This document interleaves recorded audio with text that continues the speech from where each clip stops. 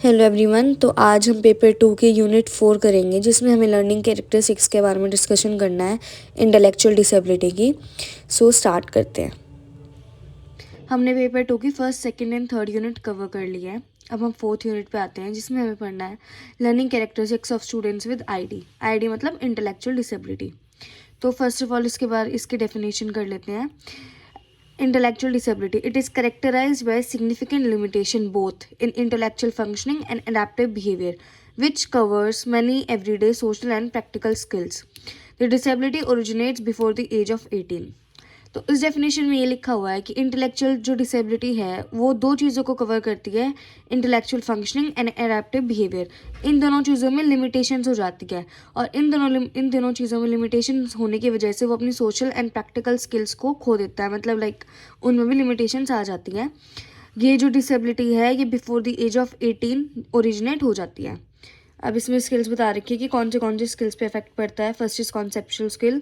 इसके अंदर आ जाते हैं हमारी language, literacy, money, time, number, बहुत सारे हैं। नेक्स्ट इज सोशल स्किल, मतलब interpersonal skill, social relationship, self esteem.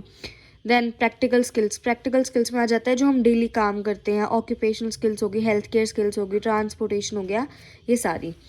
अब IQ के बेस पे ID को कैसे डिवाइड कर रखा है, mild, moderate, severe, profound. Mild की IQ क्या होती है 50, 55 एंड 69, मतलब 55 से 69 में जो लोग होते हैं वो माइल्ड होते हैं। मॉडरेट की होती है 40 एंड 54, इनके बीच वाले। सेवियर की होती है 25 to 39 एंड प्रोफाउंड की होती है बिलो 25। तो ये IQ के बेसिस पे डिवाइड कर रखे हैं। तो अभी हमने डिस्कस करा था कि IQ के बेसिस पे हम कैसे ID में डिफ्रेंशिएट करते हैं माइल्ड, मॉडरेट, सीवियर, प्रोफाउंड को। तो IQ होता क्या है? IQ की फुल फॉर्म है इंटेलिजेंस क्वेश्चन। इसका फॉर्मूला होता है MA/CA × 100। MA होता है हमारा मेंटल एज, C होता है हमारा क्रोनोलॉजिकल एज। नेक्स्ट इसमें ये बता रखा है कि ये बॉयज़ में ज़्यादा कॉमन होता है। 3% ऑफ द वर्ल्ड पॉपुलेशन को ID है। इंडिया में 1000 में से 5 बच्चों को मेंटल रिटार्डेशन या इंटेलेक्चुअल डिसेबिलिटी होती है। अब इसमें कॉजेज़ बता रखे हैं। कॉजेज़ में सबसे पहले जेनेटिक फैक्टर में आ जाएगा, डाउन सिंड्रोम आ जाएगा, फ्रेजाइल सिंड्रोम आ जाएगा। इसे हमें इतना डिटेल में नहीं करना है। नेक्स्ट हमारा है टर्नल सिंड्रोम, फिर है प्रेडाइल विले सिंड्रोम, इसमें स्मॉल स्कल होता है। देन हमारा आ जाता है हाइड्रोसिफेली, इसमें जो होता है वो बच्चे का जो सर होता है वो बड़ा होता है। माइक्रोसिफेली, इसमें बच्चे का सर छोटा होता है। तो ये जेनेटिक बेसिस पे या जेनेटिक उसके बेसिस पे डिवाइड कर रखे हैं ID में। तो इसमें 3 तरीके के फैक्टर्स आ जाते हैं, prenatal factor, natal factor and post natal factor. Prenatal factor मतलब बर्थ से पहले। तो इसमें आ जाता है कि डायबिटीज़ हो, हाइपर इंसुलिन हो, या हाई BP हो, या ड्रग का कंजम्पशन करे जो मदर है, या अल्कोहल का कंजम्पशन करे, या पेन किलर ज़्यादा ले, तो ये प्रीनेटल फैक्टर हो गए। नेटल फैक्टर में आ जाएगा लो ऑक्सीजन की वजह से होता है कि डिलीवरी के टाइम पे लो ऑक्सीजन है, प्रीमेच्योर बर्थ हो जाता है, या फिर ज़्यादा ही मतलब डिफ़िकल्ट बर्थ हो जाता है, या कुछ ज़्यादा टाइम के लिए वो बर्थ देने की ड्यूरेशन चल रही है। तो ये सारे नेटल फैक्टर आ जाते हैं कि डिलीवरी के टाइम पे जो जो इश्यूज आते हैं। पोस्ट नेटल होता है कि डिलीवरी के बाद इसमें हो सकता है कि इन्फेक्शन हो सकता है, कि जैसे बच्चा पैदा उसके बाद इन्फेक्शन हो जाए, उसको एक्सीडेंट हो सकता है, पॉइजनिंग हो सकता है। तो ये सारे हमारे फैक्टर हैं, इनको 3 पार्ट्स में डिवाइड करके prenatal, natal and post natal. फिर ये है हमारे environmental and socio economic factor. इसके अंदर 3 आते हैं। लो सोशो इकोनॉमिक स्टेटस, जिसमें पुअर और नो फैसिलिटी से आ जाती है। फिर आ जाता है इनएडिक्वेट केयर, मतलब अनहाइजीनिक। एंड थर्ड आ जाता है child abuse, sexual abuse, mental trauma. तो मतलब हमारे इन्वायरमेंट या सोशल या इकोनॉमिक कंडीशन की वजह से भी हमें ID हो सकता है। तो उसके 3 में डिवाइड कर रखा है। ये हमारे इंपॉर्टेंट टॉपिक है। इसमें है क्लासिफिकेशन ऑफ मेंटल रिटार्डेशन और क्लासिफिकेशन ऑफ इंटेलेक्चुअल डिसेबिलिटी, दोनों सेम ही है। ID का ही नाम है मेंटल रिटार्डेशन, मतलब ID से पहले इसे मेंटल रिटार्डेशन बोला जाता था। तो इसमें हम 4 तरीके से क्लासीफाई करते हैं। First is psychological factor, second is educational classification, third is medical classification and fourth is based on the need of the support.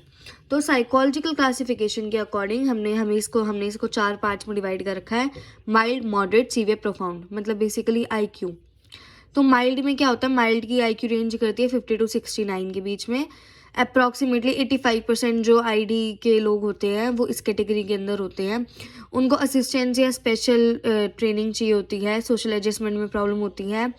Support is not always needed, हमेशा सपोर्ट की ज़रूरत नहीं होती है। Self independent in daily life activity, वो self independent होते हैं अपनी डेली की लाइफ एक्टिविटीज़ में। Can develop their gross motor fine skills, वो अपनी ये चीज़ें डेवलप कर सकते हैं। Can study academics up to class 6, वो 6 क्लास तक पढ़ सकते हैं। Can be train for vocational activities, वो वोकेशनल एक्टिविटीज़ भी कर सकते हैं। स्पीच अच्छी होती है 89% इन दी स्कूल एजुकेशन। इसमें से जो माइल्ड मेंटल रिटार्डेशन के बच्चे हैं वो 89% उनमें से स्कूल में जाते हैं। नेक्स्ट आ जाता है हमारा मॉडरेट। इसमें क्या होता है, IQ रेंज करती है 35 से 49 के बीच में। अप्रॉक्सीमेटली 10% जो लोग होते हैं ID के, वो इस कैटेगरी में बिलोंग करते हैं। वो लिमिटेड स्पीच होती है पर वो ट्रेनेबल होती हैं। Rate of learning is very slow. Lack of motor skills and social skills होती है। उनको ट्रेनिंग चाहिए होती है डेली रूटीन की एक्टिविटी करने के लिए। तो ये सारे थे मॉडरेट के पॉइंट्स। नेक्स्ट अब हमारे पास आ जाएगा सेवियर।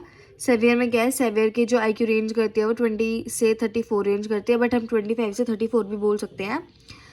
फिर इसके अंदर तो 3.5% जो ID के लोग होते हैं वो इस कैटेगरी में लाई करते हैं। पुअर सोशल डेवलपमेंट होती है।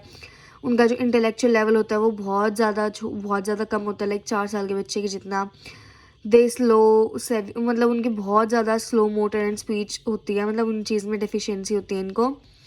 दे आर फाउंड बैकवर्ड, वो बैकवर्ड होते हैं इन सारी स्किल्स में, जैसे ईटिंग में, बाथिंग में, टॉयलेटिंग में, मतलब जो उनकी ईडियल एक्टिविटीज़ होती हैं उन चीज़ों में उनको केयर एंड सुपरविजन की बहुत ज़रूरत होती है। फिर लास्ट हमारा आ जाता है प्रोफाउंड। प्रोफाउंड सबसे लास्ट में होता है, मतलब लाइक सबसे जो सबसे ज़्यादा अफेक्टेड होते हैं ID से।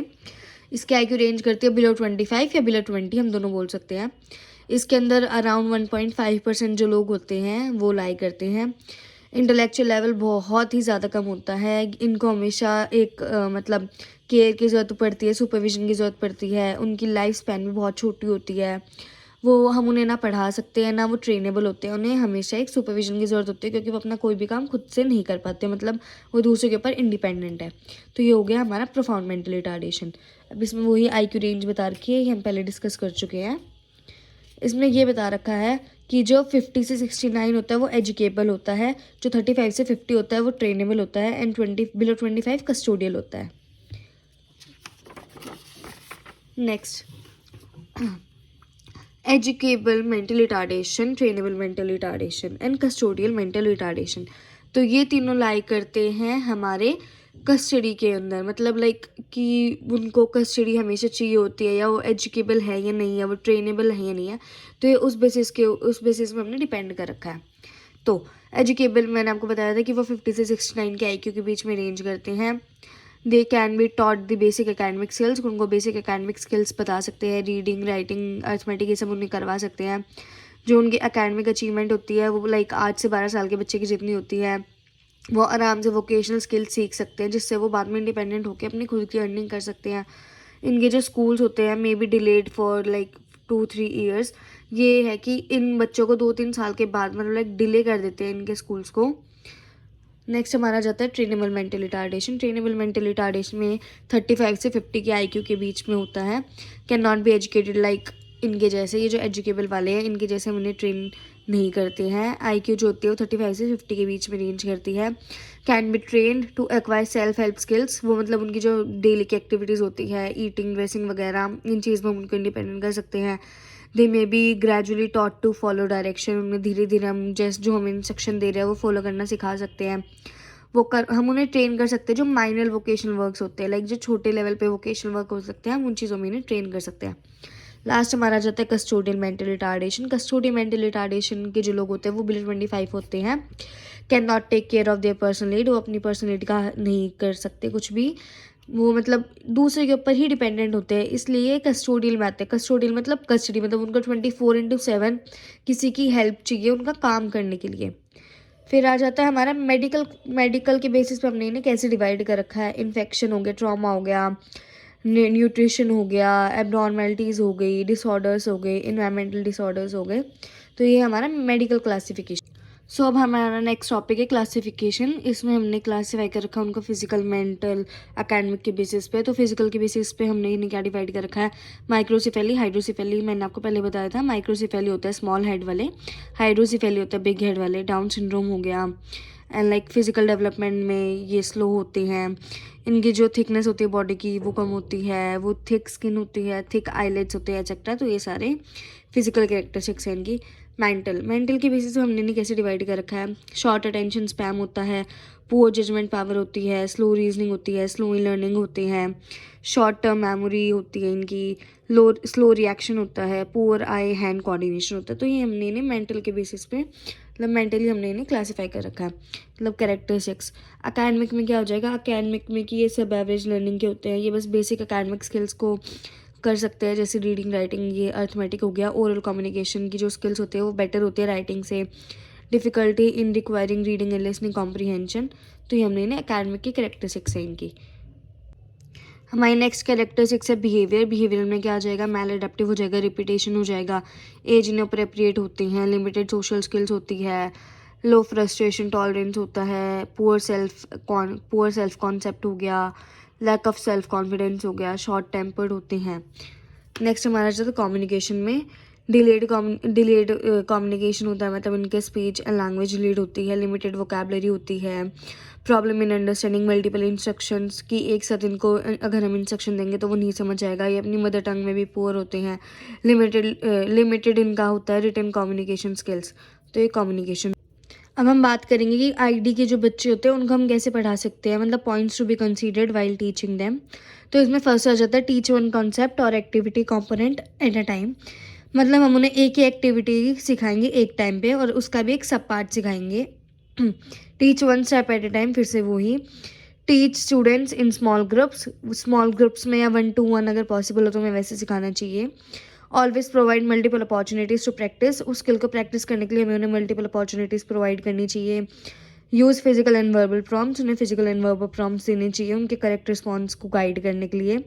Provide specific verbal praise to reinforce this students, मतलब हमें उन्हें रीइंफोर्स करना चाहिए उनको, मतलब लाइक गुड, वेरी गुड, ऐसे वर्बल फ्रेजेस देने चाहिए। तो ये पॉइंट्स से उनको पढ़ाने के लिए। फिर टीचिंग स्ट्रेटजीज़, आईडी के बच्चों के लिए हम क्या टीचिंग स्ट्रेटजीज़ का यूज़ करते हैं, शेपिंग, चेनिंग एंड मॉडलिंग। इसके बारे में आपने पेपर नंबर 6 में पढ़ा होगा, ये टीचिंग स्ट्रेटजीज़ हैं। फिर आ जाता है प्रॉम्प्टिंग के अंदर भी बहुत सारी चीज़ें आ जाती है, टोकन इकोनॉमी आ जाती है। फिर आ जाता है टास्क एनालिसिस क्या होता है कि एक टास्क को हमें छोटे छोटे पार्ट्स में डिवाइड करना है, मतलब छोटे छोटे सब पार्ट्स में डिवाइड करना है। एंड देन जब उसे एक सब पार्ट आ जाएगा देन हमें उसे सेकेंड सब पार्ट में मूव करना, मतलब एक टास्क को छोटे स्टेप्स में डिवाइड करके उनको एक एक स्टेप सिखाना। तो ये क्या हो जाएगा हमारा टास्क एनालिसिस। फिर ये हमारा वो ही आ गया माइल्ड, मॉडरेट, सीवियर, प्रोफाउंड का। इसके बारे में हम ऑलरेडी डिस्कस कर चुके हैं। इस टॉपिक में हम डिस्कस करेंगे कि उनकी क्या क्या लर्निंग कैरेक्टरिस्टिक्स होती हैं। तो इसमें पहला आ जाता है अकेडमिक परफॉर्मेंस। अकेडमिक परफॉर्मेंस में क्या होता है कि ये जो स्टूडेंट्स होते हैं इन्हें हम आइडेंटिफाई करते हैं कि ये फेल हो जाते हैं अपना जो ग्रेड लेवल है, मतलब जो उनके पीयर्स हैं उनके साथ वो जो ग्रेड लेवल है अकेडमिक का उसको मैच करने में ये बच्चे फेल हो जाते हैं। ये स्लो इन लर्निंग होते हैं to read and writing basic math skills. ये स्लो होते हैं रीड करने में, राइट करने में, बेसिक मैथ्स के स्किल्स को करने में। इनके अंदर डिलेड लैंग्वेज स्किल्स होते हैं जिसकी वजह से जो इनके बाकी एकेडमिक स्किल्स होते हैं वो भी हैम्पर होते हैं। फिर नेक्स्ट हमारा जाता है कॉग्निटिव परफॉर्मेंस। कॉग्निशन जो है वो 3 एस्पेक्ट्स कवर करता है। फर्स्ट इज अटेंशन में क्या होता है, students with ID have deficiency in attention, मतलब वो उन्हें डिफ़िकल्टी होती है एक जगह पे अटेंटिव रहने में, एक चीज़ पे फोकस करने में, वो बार बार डिस्ट्रैक्ट होते रहते हैं। नेक्स्ट हमारा जाता है मेमोरी के अंदर ये है कि इनकी जो मेमोरी होती है वो बहुत शॉर्ट टाइम के लिए होती है, मतलब लाइक ये भूल जाते हैं चीज़ों को। इन्हें कोई भी चीज़ याद करने में डिफ़िकल्टीज़ होती है, जैसे मैथ्स फैक्ट क्या हो गए, हमारे फार्मूलाज हो गए, स्पेलिंग को याद करने में डिफ़िकल्टी होगी, कुछ हम इन्हें इन्फॉर्मेशन देंगे वो याद करने में डिफ़िकल्टी होगी। थर्ड हमारा आ जाता है जनरलाइजेशन आप सबको पता होगा कि जनरलाइज करना, कि हमने इन्हें एक टॉपिक सिखाया उसको डेली लाइफ में यूज़ करना, उसको दूसरे तरीके से यूज़ करना अपनी डेली लाइफ में, उसे जनरलाइज बोलते हैं। तो ये बच्चे उस चीज़ में भी लैग बिहाइंड करते हैं और इनको प्रॉब्लम होती है जनरलाइजेशन में भी। तो ये 3 पॉइंट्स है जो कॉग्निटिव परफॉर्मेंस में हमें कवर करने थे। ये हमारे लास्ट टॉपिक है इस यूनिट के। तो इसमें हमें बता रखा है सोशल स्किल्स परफॉर्मेंस की जो कॉग्निटिव कैरेक्टरिस्टिक्स होती है आईडी वाले बच्चों की, उनकी वजह से जो उनकी इंटरेक्शन की जो स्किल्स होती है, लाइक सोसाइटी में जो इंटरेक्ट करते हैं उसमें भी उनको डिफ़िकल्टीज़ होती हैं, क्योंकि एक तो उनका लैक ऑफ स्पीच हो जाती है, मतलब उनके पास वो परफेक्ट वर्ड्स नहीं होते या वो परफेक्ट फ्रेजेस नहीं होते, वो अपने बिहेवियर को कंट्रोल नहीं कर पाते। तो इसकी वजह से जो उनकी सोशल स्किल्स हैं उसके ऊपर भी फ़र्क पड़ता है। तो ये हमारा सोशल स्किल्स परफॉर्मेंस हो गई।